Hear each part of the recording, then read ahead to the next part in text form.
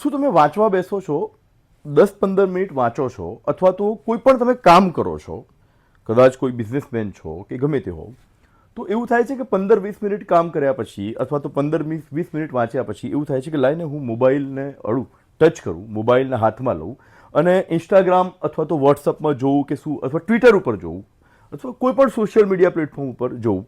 દેન પછી 10-15 minute entertainment લીધું, ફરી પાછા તમે તમારા કામ તરફ પડો છો, ફરી પાછું 10-15 મિનિટમાં ફરી વાર ફોન લો છો. શું ખરેખર તમને આ વસ્તુ થઈ રહી છે? જો થઈ રહી છે તો આ વિડીયો જરૂરથી સાંભળો. ગમે તો લાઈક કરો, વધુમાં વધુ શેર કરો, કેમ કે આ જે સમસ્યા છે એ આજકાલમાં બિલકુલ નોર્મલ છે અને લગભગ દરેક બીજો વ્યક્તિ કદાચ આ સમસ્યાથી પીડિત છે. આ સમસ્યાને કહેવામાં આવે છે બ્રેન રોટ. 2024માં ઓક્સફર્ડ ડિક્શનરીમાં સૌથી વધારે સર્ચ થતો જે શબ્દ હતો એ હતો બ્રેન રોટ. બ્રેન રોટ શું છે? તો low quality, low productivity and highly addicted કન્ટેન્ટને વારંવાર જોવાની ઈચ્છા, that is called brain rot. Brain rot શું કરે છે? તો તમને એક આદત બની જાય છે કે તમે ફોનની અંદર કન્ટેન્ટ જોતા રહો, એવું કન્ટેન્ટ જે માત્ર તમારા મગજને થોડાક સમય માટે એન્ટરટેનમેન્ટ આપે છે અને એમાંથી કોઈ તમને ફાયદો નથી થતો. There is no productivity, there is no quality, but તમને આદત પડી ગઈ છે એને જોવાની. તમે સ્ક્રોલ કરી રાખો છો. આના કારણે થાય છે શું કે તમારા કામના કલાકો ઘટી જાય છે, તમારા વાંચવાના કલાકો ઘટી જાય છે અને એના કારણે તમારી એકાગ્રતા ઉપર અસર કરે છે. ઇવન તમારી યાદશક્તિ પણ ઘટે છે.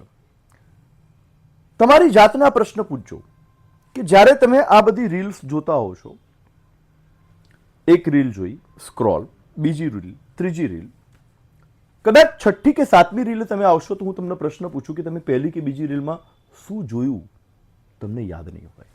બસ આ બ્રેન રોટ છે. આ સમસ્યાથી આપણે દૂર રહેવાની જરૂર છે. નહીતર ન માત્ર વાંચવામાં, દૈનિક જીવનમાં પણ આ બ્રેન રોટની સમસ્યા એ ન માત્ર એકાગ્રતા ભંગ, ન માત્ર તમારા કામની પ્રોડક્ટિવિટી, ન માત્ર તમારી વાંચવાની કે તમારા ધંધા રોજગારની પ્રોડક્ટિવિટી, તમારા સ્વાસ્થ્ય ઉપર પણ અસર કરી શકે છે. આના કારણે ઊંઘ ઓછી થાય છે. હવે ઊંઘ ઓછી થાય એટલે ન થવાની બધી જ બીમારીઓ થાય. સો આનો ઉકેલ શું? સાહેબ અમને આ સમસ્યા થાય છે, અમને આ રોગ લાગુ પડી ગયો છે. તો વિદ્યાર્થીઓ, ઈશ્વરે આપણને બુદ્ધિ આપી છે, અકલ આપી છે, એટલે તો આપણે માણસ છીએ, બીજા પ્રાણીઓ કરતા અલગ છીએ. બુદ્ધિ કહે છે કે આ સારું નથી, પરંતુ આદત કહે છે કે ના આ સારું છે, આમાં એન્ટરટેનમેન્ટ છે. તો પહેલા તો બુદ્ધિ દ્વારા આદત ઉપર નિયંત્રણ રાખતા થાઓ.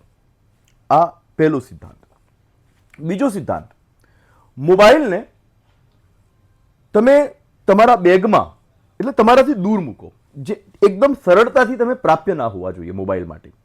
તો મોબાઈલને દૂર મૂકો. શક્ય હોય તો તમારા કોઈ બેગની અંદર મૂકી દો, સાયલેન્ટ કરી દે, અથવા તો બીજા રૂમમાં મૂકી દો. સીધી વસ્તુ છે. એકદમથી તમે મોબાઈલ બીજા રૂમમાં મૂકીને 2-3 કલાકની શરૂઆત કરો કે તમે 45 મિનિટથી લઈને 1 કલાક સુધી મોબાઈલને ટચ નહીં કરો. આ પહેલી શરૂઆત આ રીતે કરો. બરાબર છે. નંબર 3, સવારે ઉઠતા વેટ તમે એવું કોઈ શોર્ટ રીલનું કન્ટેન્ટ નહીં જુઓ, અને એમાં પણ શરૂઆતમાં ઉઠીને પહેલા 1 કલાકમાં તો નહીં અને નહીં જ. નંબર 4, જો તમે 1 કલાક મોબાઈલથી દૂરી અથવા 45 મિનિટ જે મેં તમને કીધું એમાં તમે સફળ થાવ છો, તો ધીરે ધીરે આ સમયગાળો વધારતા જાઓ અને મિનિમમ 2 થી 3 કલાક ઉપર લઈ આવો કે તમે ત્યાં સુધી મોબાઈલને ટચ નહીં કરો અને મોબાઈલનો આવો લો પ્રોડક્ટિવિટી, લો ક્વોલિટી કન્ટેન્ટને નહીં જુઓ. અને આ સમયગાળાને ધીરે ધીરે વધારતા જાઓ અને પછી એક સમય એવો લાવો કે આ મોબાઈલનો ઉપયોગ તમારા ખરેખર રીડિંગ અથવા તો ધંધા રોજગાર માટે અથવા તો તમારા પ્રોડક્ટિવિટી માટે જ થાય એવો જ કન્ટેન્ટ તમે જુઓ. વગર કામના કન્ટેન્ટને બ્લોક કરતા શીખો અને એવી રીલ, એવા એકાઉન્ટને બ્લોક કરતા શીખો. આ ઉકેલ જરૂરી છે. જો આ ઉકેલ લાવશો તો જ જીવનમાં આગળ વધશો. નહીતર જેના મોબાઈલમાં ટ્વિટર, વોટ્સઅપ, ઇન્સ્ટાગ્રામ અને ફેસબુક જેવા એકાઉન્ટ છે એ લોકો 24 કલાકમાંથી મિનિમમ 4 કલાક મોબાઈલ ઉપર આપી રહ્યા છે. આ રીતે ન પરીક્ષા પાસ થશે ન જીવનમાં કોઈ સારું એવું ઉદ્દેશ્યને પાર પાડવામાં સફળ રહેશો. તો જરૂરી છે કે મેં જે તમને રસ્તા બતાવ્યા એના ઉપર તમે અમલ કરો.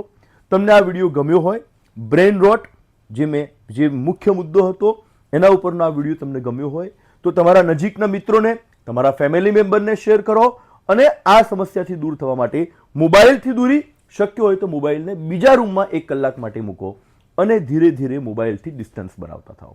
જય હિન્દ.